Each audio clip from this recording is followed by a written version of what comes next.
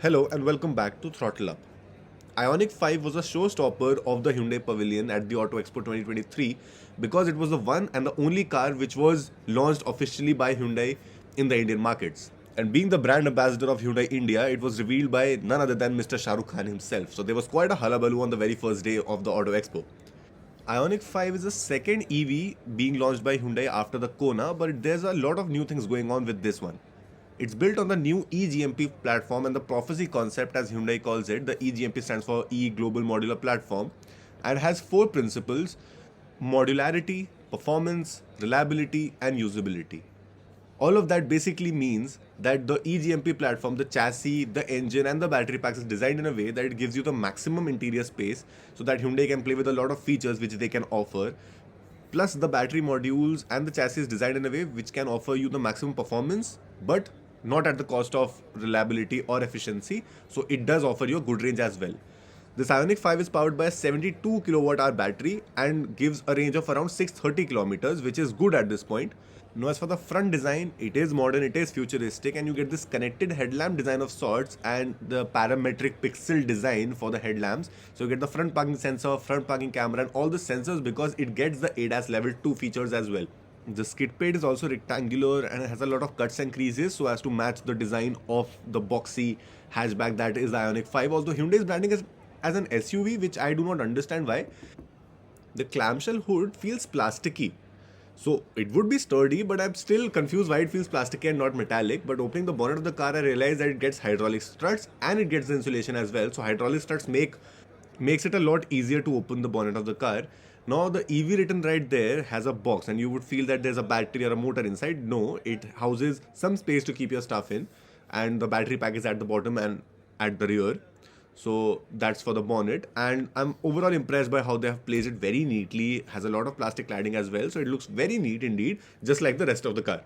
One special mention to this white illumination, which feels like a grill, placed right below this headlamp bar. Just look at the white lines running below that black gloss black treatment. It feels like a grill. It looks absolutely amazing and it gives you this illusion that there's a grill, but there's obviously not since this is a EV. So it's so thoughtful. It is so amazing that you can go futuristic but still have those past traditional elements still built into your car. So it feels really, really thoughtful and really nice. I love the front design of it. It feels like the IONIQ 5. The name has this futuristic ring. The alloy design, however, is floral and it's completely roundish. So that's actually contrasting to the otherwise boxy and sharper design of the car. And it's a 20 incher, of course, so that actually elevates the stance of the IONIQ 5. So very nice looking alloy wheel, they're very different indeed, and gives a sportier stance as well. Just look at it from the side. This is actually a long car with a length of 4635 mm and a wheelbase of 3000 meters. So actually it's a long car. It might feel like a sub 4 meter car, but it's definitely not. It gets the flush door handles like the XUV 700 and the Range Rover Velar and everything. ORVM houses a lot of cameras and sensors, since this obviously gets a 360 parking camera and ADAS level 2. The turn indicator is LED, which is right there in the ORVM.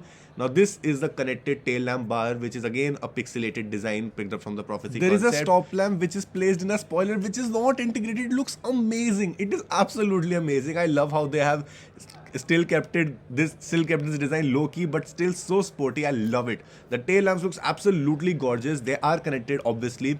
It says IONIQ 5 right in the center of that tail lamp, and you get a lot of straight lines at the bottom at the bumper. A skid plate which is very resemblant to that of the front skid plate, so that's nice. Now opening the tailgate of the car, it is a power tailgate. So futuristic, and you cannot really complain about the features in a Hyundai, can you?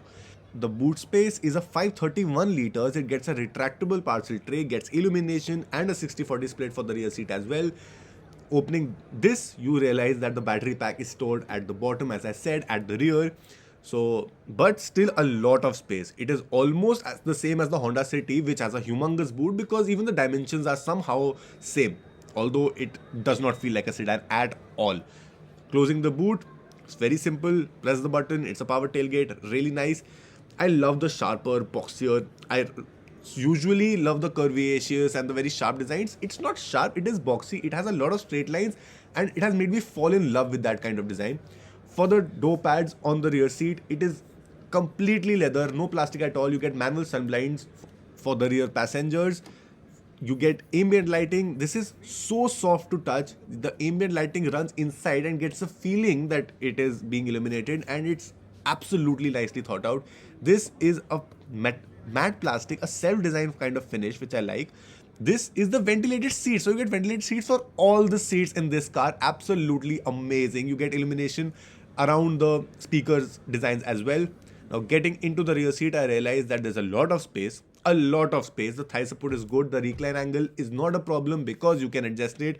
You can also adjust the position of the seat. So obviously legroom won't be a problem.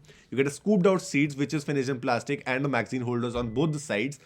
The position of the rear seat is electrically adjustable. So that's amazing that they have given that feature at the rear seat as well.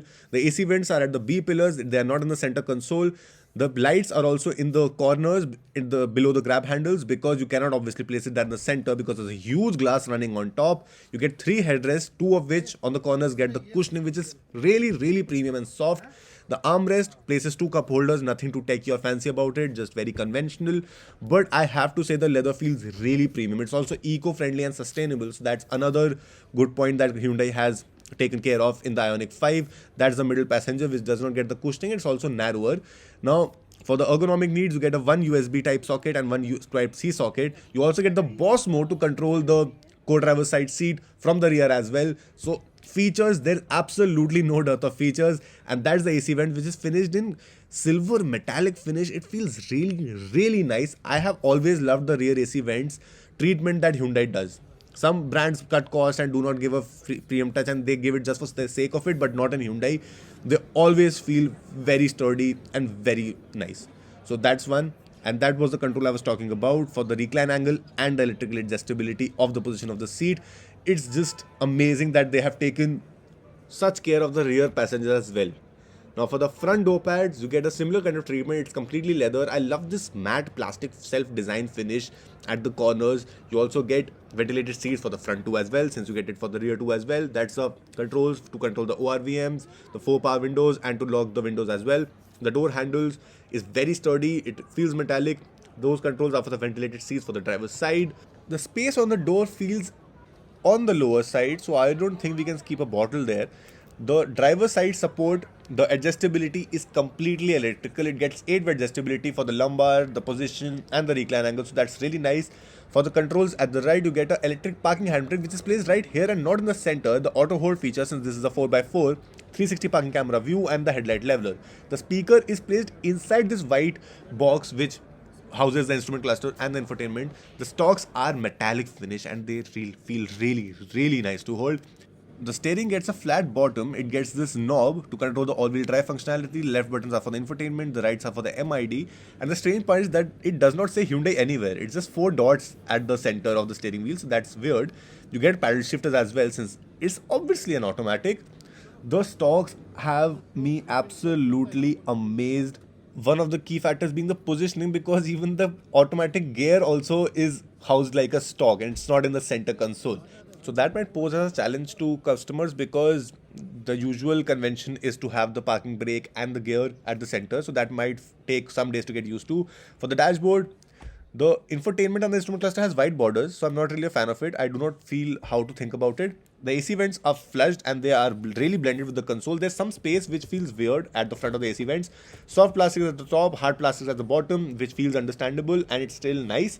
The buttons and the design, the finish of the AC vent controls is absolutely amazing. I love it, but the positioning is so odd. It feels oddly hanging somewhere in the center of the console because it's completely empty at the bottom. It's hollow. There's a cup holder and a bottle holder at the very bottom. You get a 12-volt socket and a USB socket as well, but it would take you some stretching to actually reach out to it. There's 2 cup holders and a center console armrest. The cup holder also houses 2 USB sockets, but the positioning of everything in the center feels weird. Why not just give the electric handbrake and the automatic gear in the center to reduce the learning curve of the driver?